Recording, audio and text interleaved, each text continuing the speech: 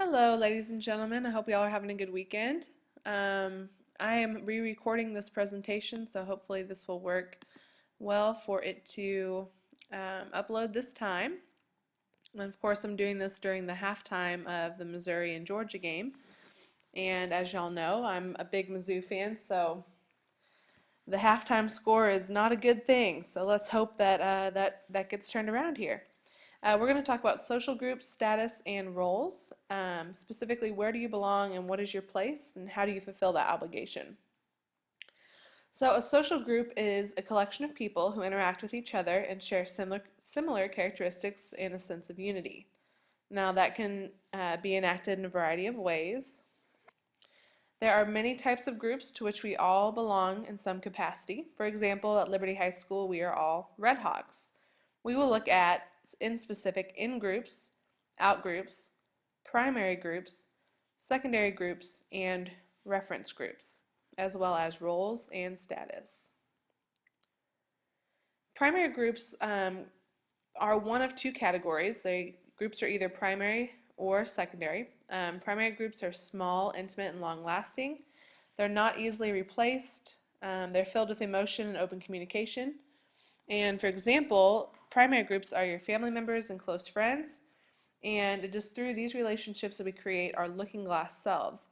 These are the people that reflect upon us and upon which we base our value and our identity. Some more than others, but to a certain degree, the primary groups in your life influence your concept of self.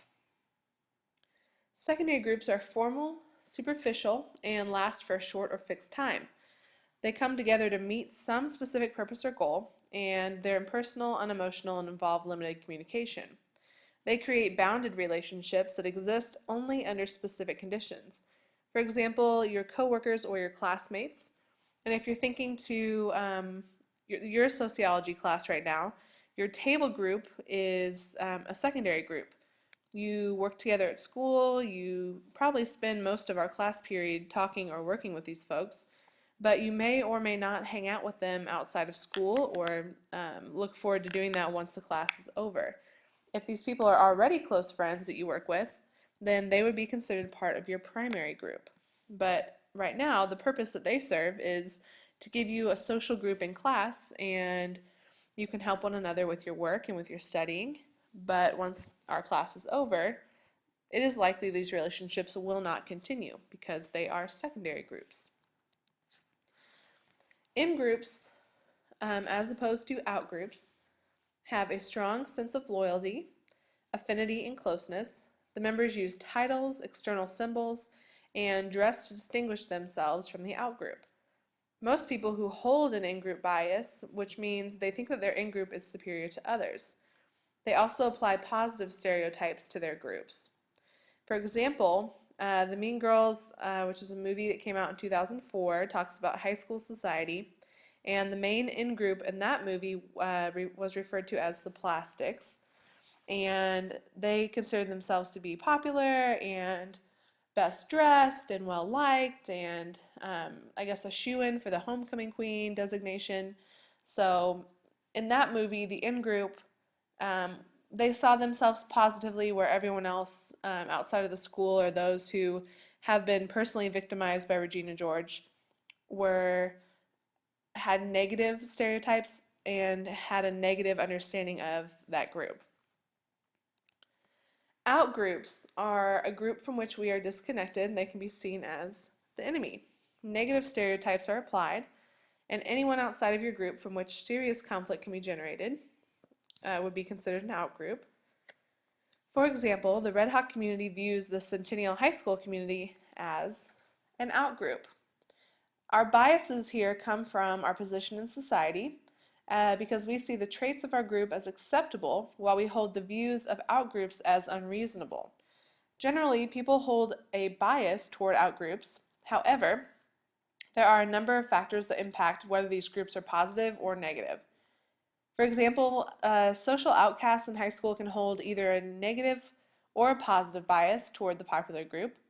If the outcasts know that nothing can change their outsider status, they're likely to hold the cool kids in contempt. So they're not going to not going to be happy. If we use the Mean Girls reference again, then everybody but the plastics at that high school would be considered an out group. And for the most part, they held a negative bias towards the plastics. They didn't like those people at all.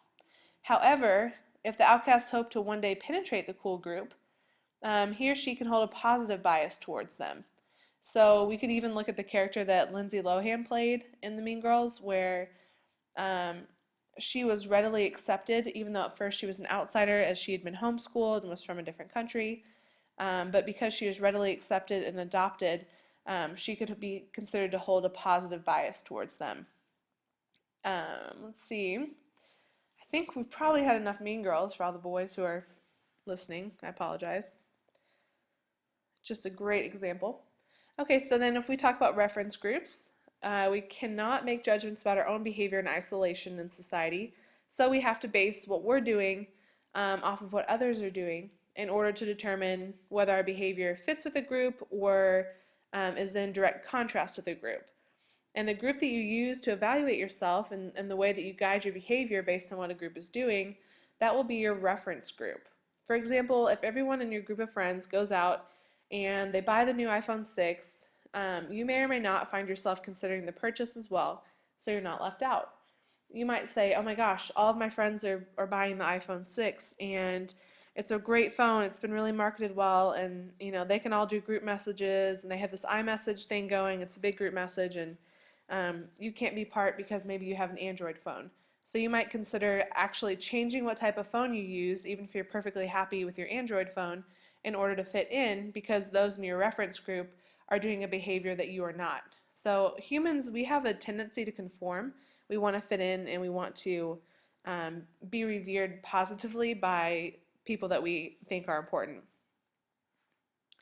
So status, with that, status is the position in which you occupy within the social structure, which is closely linked to your social class. There are two types of status we'll talk about in class. Achieved status is the type of position that you earn or do something to attain. So if you got a promotion at work and you became the boss, being the boss would be your achieved status. Or perhaps you're voted prom king or queen, then that would be your achieved status. You had to earn those votes, you had to earn the respect of your peers. Your ascribed status is a position in society that is given or assigned. So if we look at Paris Hilton, I think she's a little bit of an older celebrity. I'm not sure if she resonates as well with you guys, but just think of a celebrity that is famous simply because they're famous. Maybe they were born into a wealthy or famous family, or they're dating somebody wealthy or famous, and they become a celebrity simply because they are already in that position. That's an ascribed status.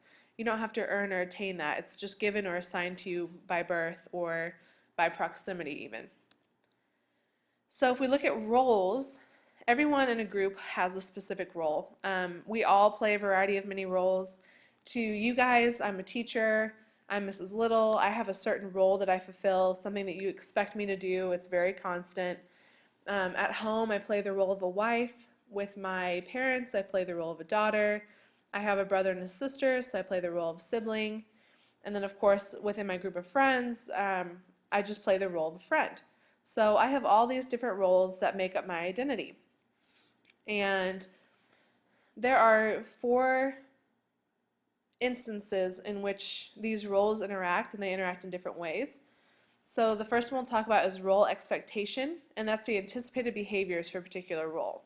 So when you go to the doctor, for example, even if you've never met him before, or you don't have anyone that goes to the doctor as well, you're not sure really anything about him other than he is a medical doctor, you'll still trust his opinion about your health because he's a doctor.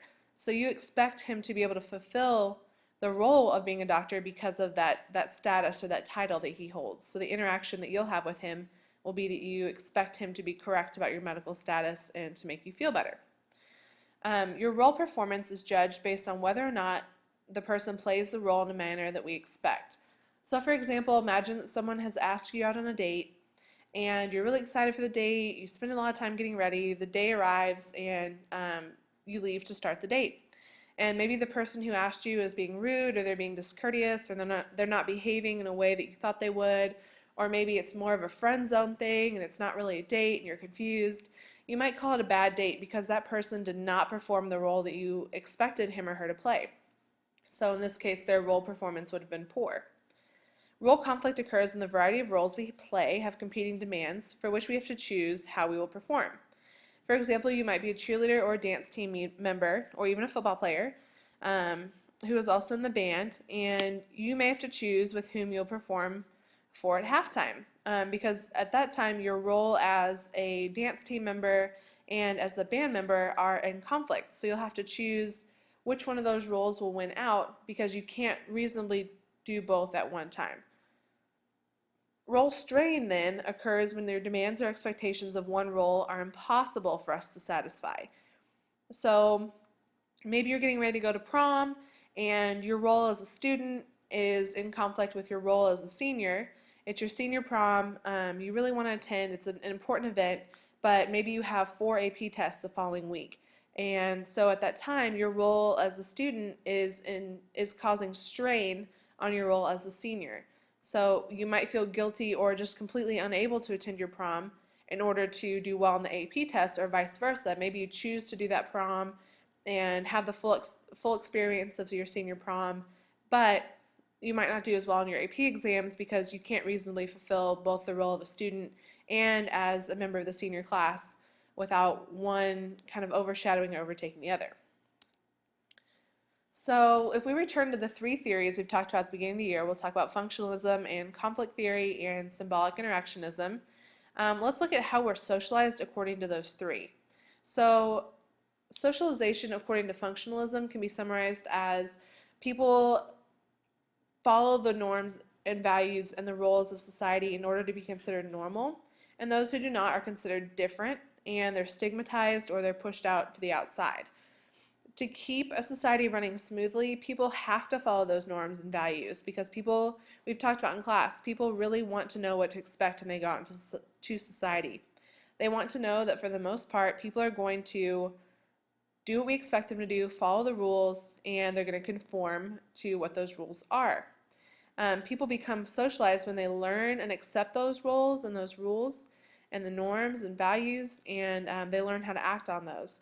So socialization serves a purpose to society in order to keep society running smoothly. So if you look at the 3rd bullet point, I think that summarizes it really well if you're wanting to write it down in a short phrase. So socialization according to conflict theory, the haves and have-nots are socialized differently. So if we're looking at children for the example, children who come from middle and upper class backgrounds are more likely to participate in sports, take music or art lessons, have internet access, maybe have the resources to have birthday parties or friends over or take friends on trips, and they're able to learn how to interact with others in the social world as a result of their abundance of experiences. So they're well socialized. So in this respect, people who are haves or from upper class backgrounds are going to be socialized more positively than people who are have-nots, because impoverished children are at a disadvantage as they're less likely to have those experiences and their social interactions are compromised. So they don't know how to deal with people appropriately in the social world. And when you don't know how to interact with people well in the social world, you'll get in trouble in school. You may even leave school. You might not learn how to behave in the work world. And if you can't behave in the work world, you won't be able to hold down a job. And so the consequences follow you from childhood through adulthood. So conflict theory sees socialization as yet another dividing concept. And if we look at socialization according to symbolic interactionism, socialization is a major determinant of human nature, and people develop their sense of self by incorporating how others interpret their behavior. So for example, if a student in a class is trying to give a report and a group of kids is laughing, and it might be unrelated, maybe the kids just laughed because somebody made a silly face or something, and it's totally unrelated to the kid giving the report, well, the student who's giving that report might interpret that symbol as, oh, the students that are laughing don't like my report, they think I'm doing something stupid, I'm embarrassing myself, and that student might internalize those symbols and generate an image of him or herself as not fitting in or being silly or something of the sort. So socialization is a symbol according to symbolic interactionism. Okay, and that's all I have for you guys. I hope you guys are having a wonderful weekend, and let's go Tigers!